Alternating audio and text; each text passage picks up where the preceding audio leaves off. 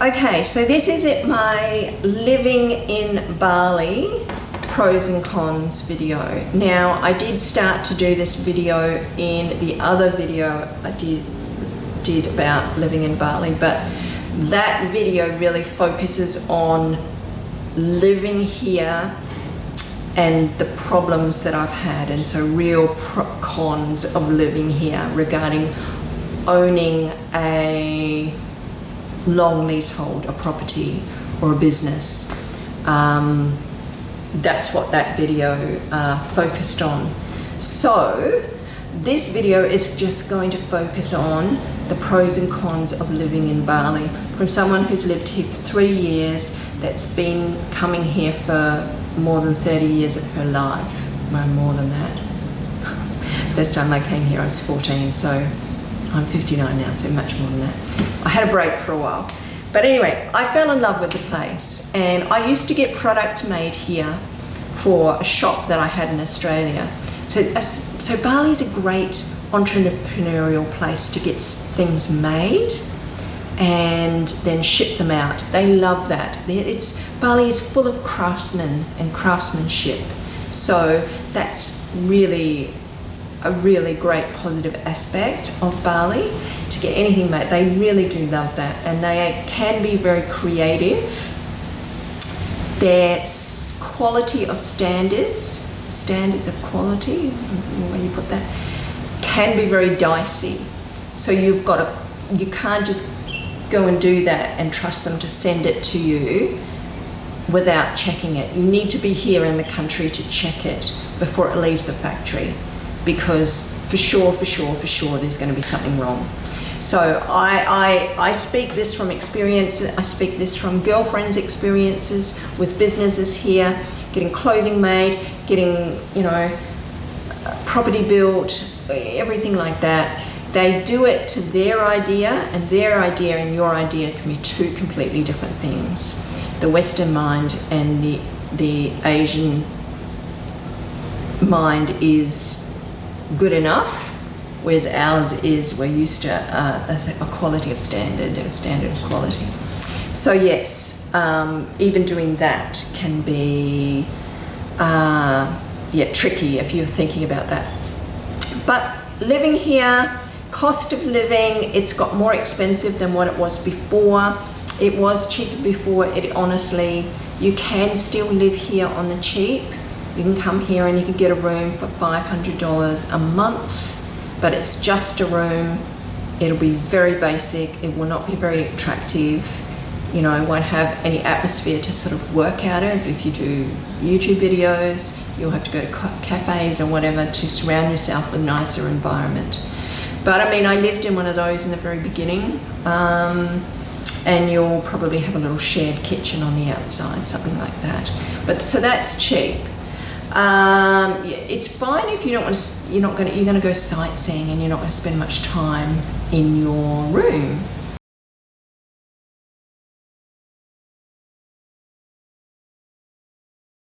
If you live here, right?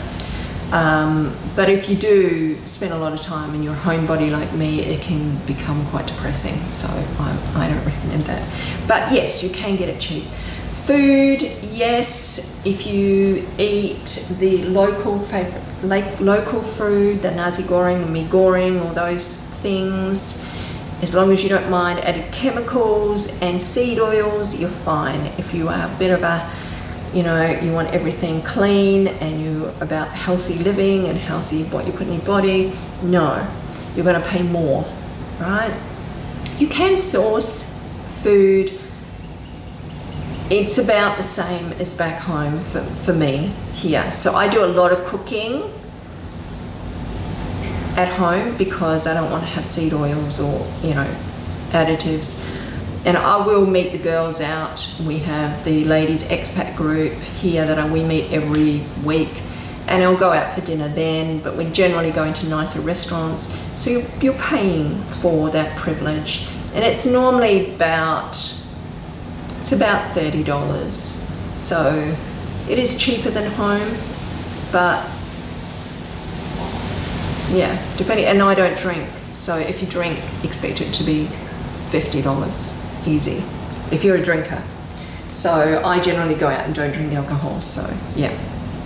Anyway, hence I cook at home a lot to get cleaner, healthier food, and the supermarkets are quite good here, and your fruits and vegetables are pretty much, some things if they're in season can be cheaper than home, but it's pretty comparable, a lot of the stuff, to home.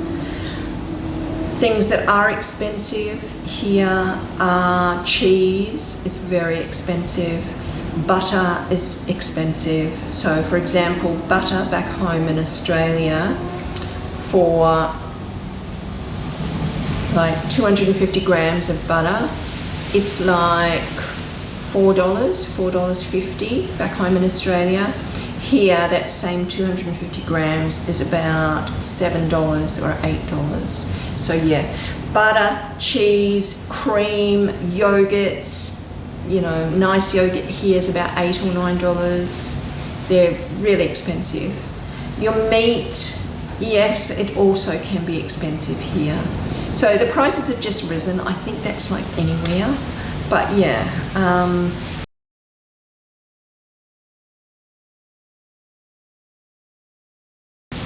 Other things you can save money on is electricity if you don't run your AC all the time, and you can save money on getting from A to B. So Gojeks are cheap. Having to move, removalists, like it's called a Go Box, they are cheap to move furniture or move stuff, and I've done that quite a few times here. Just on the weekend I had to move out of the studio, so I was moving mirrors and all sorts of things out of the studio. It was really cheap. It was like $10 to get it all moved. So crazy and good value. So taxis and transport are cheap here, so which is great. What else? Massages are cheap, and we've got to love them. I have found a really good place down here in Seminyak, which I go regularly, and it does like a sports massage, like a remedial sports massage, which I've been needing for my neck and my shoulders.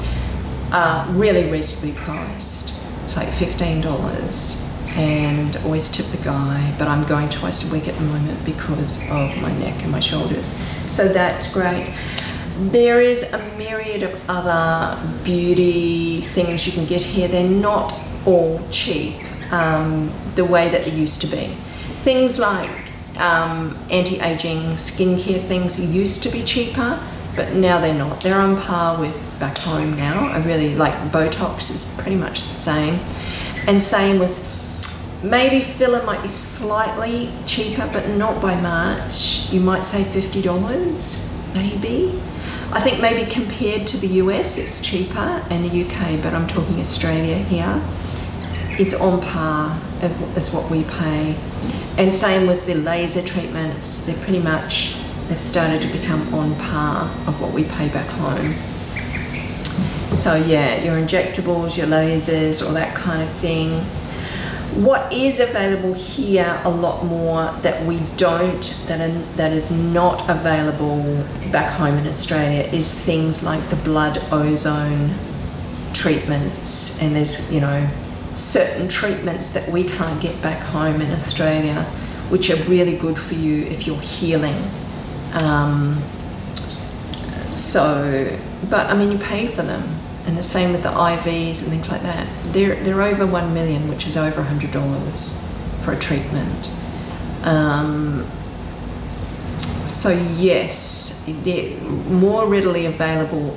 Anything you can think of to help with healing and anti-aging, they do have here. They're not up with some of the newer things like they are in America or the UK, and I follow them very closely because it's something I'm very interested in, being the age that I am, and because I do my own skin boosters and things like that, anti-aging skincare. I follow What's New very closely, so I watch and listen to a lot of podcasts about anti-aging, biohacking and all that kind of stuff. Gyms, great gyms here. There's some amazing gyms here, especially more up towards Canggu and Pereira area, even Brawa. But you pay for them. They're really expensive now. So I used to go to one here in Seminac called Soham, and it was beautiful, and it had different floors. One floor was all yoga, another floor was like, you know, where you go for a steam or a sauna and a cold plunge. And then one floor is gym and cafe, and they're beautiful. And that's the way a lot of them are done here now. But you'll pay for it. I think they're like $2 million a month, $200 a month, which might be comparable to what you're paying back home, but I think that's expensive. Another smaller gym that I was going to just around the corner here, it's a new one that opened, it's called The Flash. Now that's much cheaper, but it's not nearly as big, and hence it gets really busy. Like you've got to wait for equipment. It gets really busy because of its price. Its equipment are all new, nice, but it's like, I think it's like $80 a month, so that's much cheaper and more reasonable. But still, you know, yeah, comparable. A lot of it I haven't, seen. There's an old gym that I think is a bit cheaper than that if you go on the off times.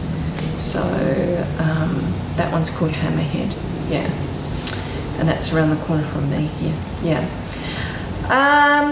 So yeah, wellness lifestyle. There's plenty of it here. There's access to yoga, heaps of it, especially Ubud, and you can go to the pyramids of Chi and have singing bowl, sound healing and all that. Beautiful, amazing. But you pay for it, and they've turned a lot of that, especially up in Ubud, the pyramids of Chi is pretty, but it's a real tourist attraction, and so all the tourists go. And it's, how do I say, yeah, it's nice if you're on your journey to explore that, but if you've done it a few times, then yeah, I don't know. And you understand that your inner peace and spirit comes from within. It's not something you can find on the outside or something you can buy. Yeah, anyway. But there is a lot of wellness, organic cafes and detox programs, and there's spiritual retreats here, just a myriad of them, and bloody wellness warriors and creators and coaches, but don't trust anybody here. I wouldn't. Bali has such a bad reputation for people coming here and trying to start over, and they're all trying to teach and guide, and I just take it with a grain of salt. Not that I'm not trying to teach and guide. I would like to think I'm just giving my experience. Yeah, not telling you what you should do. Anyway, it is a good place for taking your anti-aging, longevity and holistic living, biohacking into your own hands and starting to do it with your own accountability and learning about where you can go and what you can do. If you are interested in anything like that, then reach out to me, because I can guide you and direct you to some of these places that I've talked about, which can start you off on your journey. Yes. Community and connections definitely are amazing here. I think because Bali is a very transient place, there is a lot of expats that live here. There's a lot of people that have relocated to live here, especially from Australia. I mean, my group, we've got American ladies, got the woman that runs the groups from the UK, many of us Australians, both Melbourne and Queensland and all over. a part of this expat group, and this is an over 40s women's only expat group, but there's other groups you can join as well. There's singles groups, and there's, you know, different activity groups and sports groups and pickleball and all sorts of things, and just meetups and business socializing groups, myriad of it. It's all happening here, especially up in Canggu. So community is definitely something that's easily attainable here because it's a transient place. So many people are open to coming together. So it's not cliquey at all. People are happy to talk to you, they're friendly, and they want to meet you. So that works really, really well here. But on the con side, it's hard to build long-term relationships because it is a transient place. So there is people that are always leaving, right, for that reason.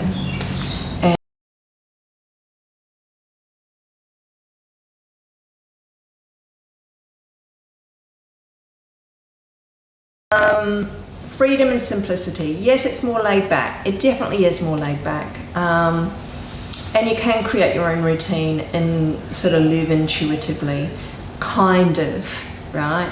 Because there's always somebody doing something. There's always locals that, as I said, things needing to be fixed. So even if you don't own the property, someone's coming in to fix something at your property, and it inconveniences you and your time. It's just part and parcel of it. It's just part and parcel of living here. It doesn't happen all the time, but it happens a lot, you know? Yeah. Yes, so beauty and aesthetics. It is stunning architecture. Yeah, you can go to beautiful cafes and beautiful businesses, and they really think outside of the box and experience really cool Instagram things. Love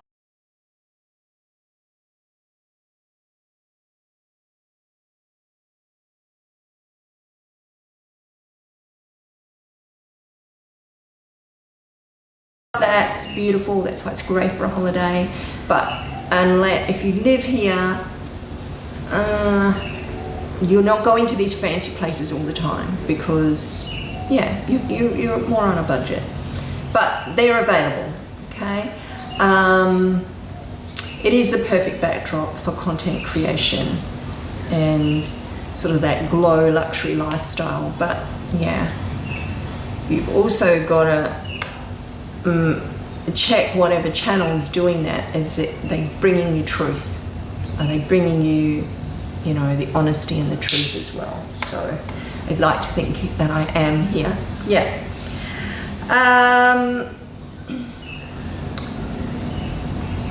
You do get help, the domestic help. You do get help with cleaning. Cleaners and that are cheap, which is really, really good. Gives you more time. Yeah, and it gives you more time with your own self-care, which is great, or your healing journey. I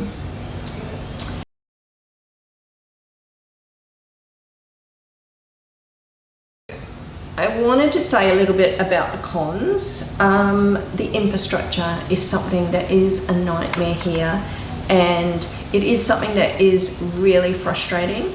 There is bureaucracy, and it's huge and rampant here.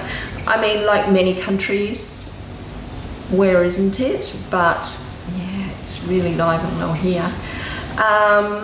Everything takes a procedure and it takes a long time. Hence to get that power box replaced. So it's fine at the moment, I've got power on, but every morning it makes this clicking noise. But anyway, up to 10 days for them to come out and replace that. It's just part of the, you just got to go along with it if you live here. Yeah.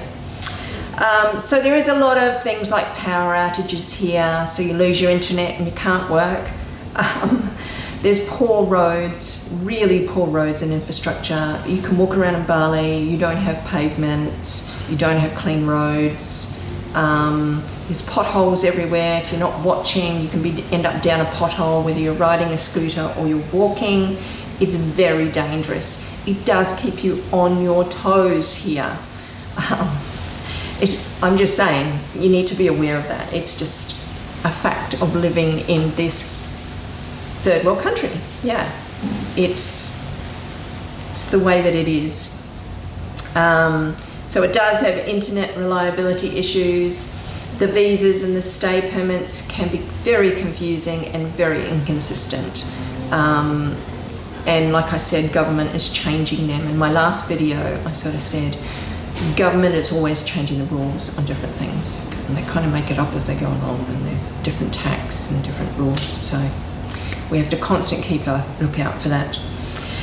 Healthcare quality. Now, whilst I believe it's fine for small issues, but serious health issues may require travel to Bangkok or back home to the West for something really serious.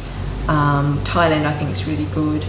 Bali's trying to move up there, and hence they do more things like facelifts and that now. So I know a lot of women that have had facelifts here in Bali. Haven't myself had any facial surgery at all, but I know quite a few people that have, and yes, they are successful. Do I think they're as good as Thailand or Korea? I'm not sure. I'm going to be doing more interviews about that, and I have a new website that I have more information about that. So check out that website, which will be linked in the description box. And yeah, so whilst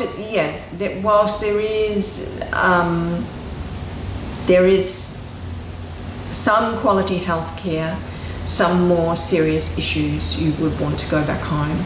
So I've had friends, or I know of, because of the expat community, that have been in serious accidents and they need to go home to Australia. They need to be flown home, things like that. So just be aware of that.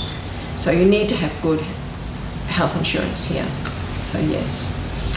There is over-tourism and really bad traffic. It is horrendous.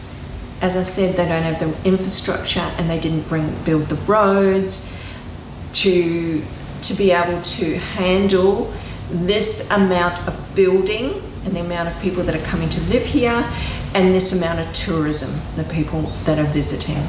Hence, it's overcrowded and becomes populated, and you just get stuck. Some parts, you can't even move forward. Like I very rarely don't like to go up to Canggu, particularly for that reason. It's got some of the best restaurants up there. It is great to have a look around and all that, and we occasionally go up there for dinner, but it's a nightmare. It's like taking life into your own hands if you drive a scooter, because there's crazies on the road, meaning young males on dirt bikes, which are allowed on the road here. Dirt bikes are permitted on the road here. Quite dangerous. There's no standard of care or legislation or anybody stopping anybody doing anything, basically. So it is taking life into your own hands to ride a scooter here. So I don't like riding a scooter or going up to Canggu for that reason. But and it's just bumper to bumper. Can take it's better to take a scooter to go there, because you will get there. It's still a lot of traffic, but in certain times of the day can take you, it's actually, distance is like 25 minutes, but it can take you 45 minutes because of the traffic on a scooter. If you go by car, it can take you an hour and a half, and it is only like 20 k's away, 25 kilometers away. Yes. So that just gives you an idea. Just the infrastructure, they haven't built the roads. And it's just over tourism and too much traffic, too many people. And they're just the constant building, as I said. There's buildings going up left, right and centre. There's no thought process. There's no standard quality of care. Someone builds a really tall building and causes all the water to leak down onto your roof, causing a build-up and your roof to cave in. That's just bad luck. That's just what they do. This is what I mean. It's crazy. It's really crazy. Yeah. So that's definitely a con. yeah. The weather extremes are definitely one that's a real negative, and the rainy season is a very real thing that happens around about 5 months of the year. It starts in October, November, December, January, February, finishes around about February, March, 5 to 6 months. This last rainy season, it affected my business. Hence no tourism, there's no people walking around on the streets, all right? It's a real big deal. It's not just rain. It doesn't just rain and then there's a break. It just rains. It buckets down, and people are not walking around the streets. So yeah, the rainy season 2 seasons ago affected me major here in this villa. This was just after COVID. The government hadn't cleared the river that's very close to here, and hence the river was all blocked up, and the rainy season came and all the roads flooded. Roads flood all the time here during rainy season.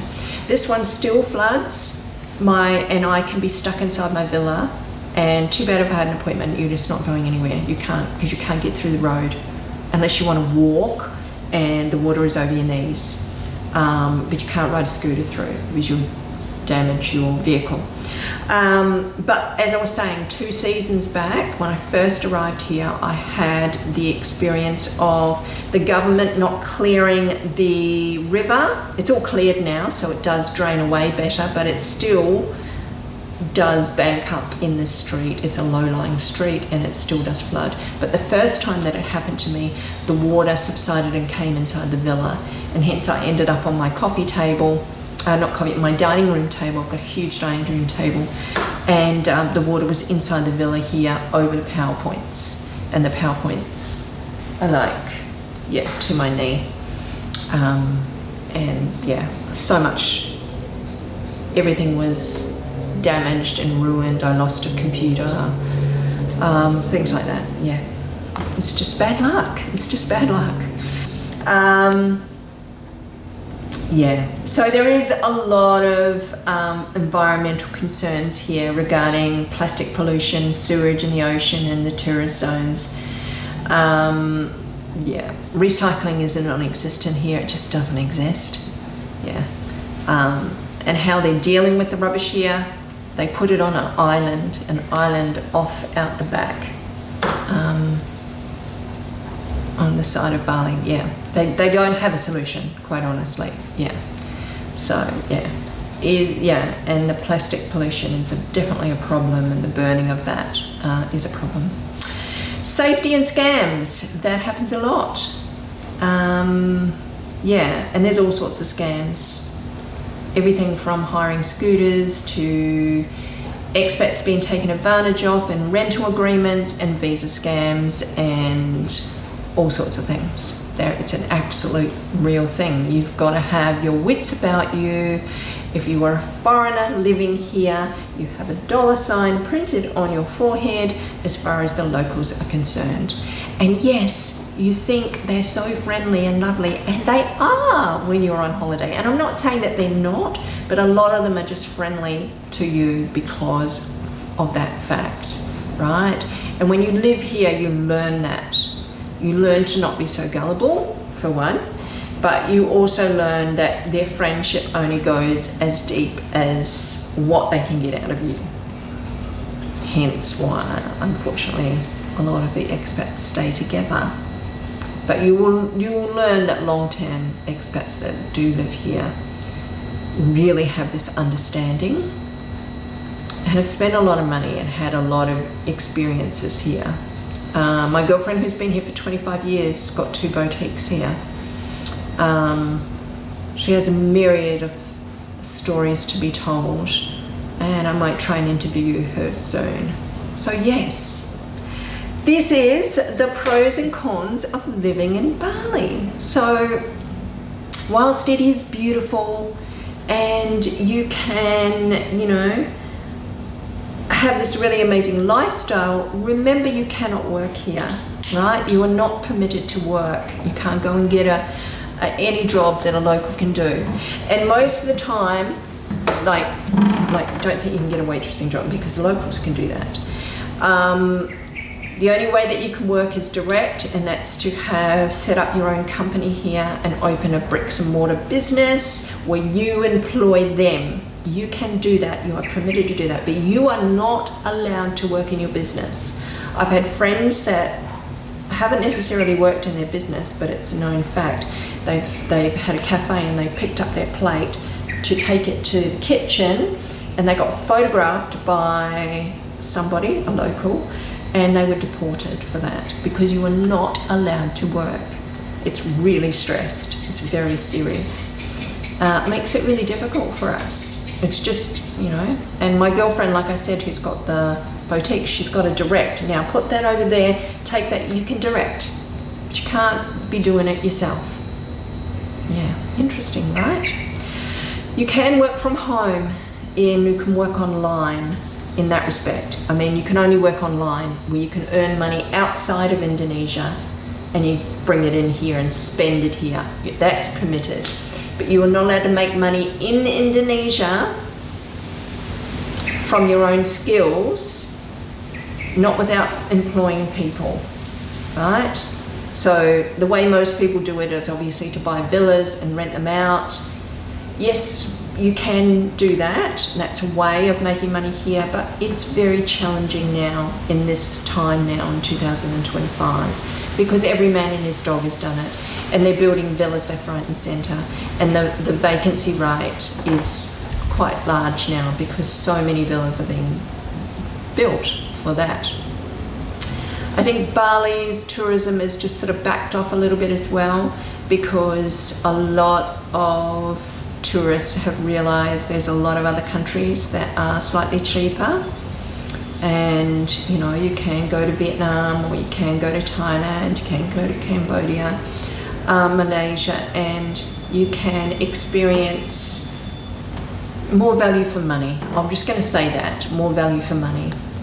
Maybe not as beautiful beach locations, but some of them are. But yeah,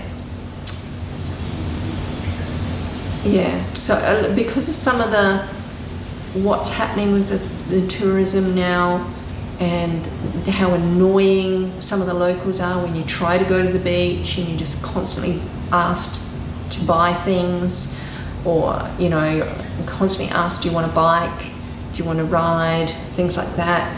It's become not as relaxing as what it once was. I understand they've got to make a living, of course they do, yes, but there's a lot to experience. I don't want this to be putting you off for coming here and experiencing it. You can experience a really great eat, pray, love holiday here for sure, because it's got all the wonderful things that you're not going to get anywhere else. The amazing thing is it does have great food, it has great weather in the right season, and it does have both locals and foreigners that are friendly and that all speak English, which is really helpful. And yeah, so I'm going to leave that there. I hope you found this video helpful. I know it's gone on for quite a bit, but yes, and I will be back soon. Okay, see you later.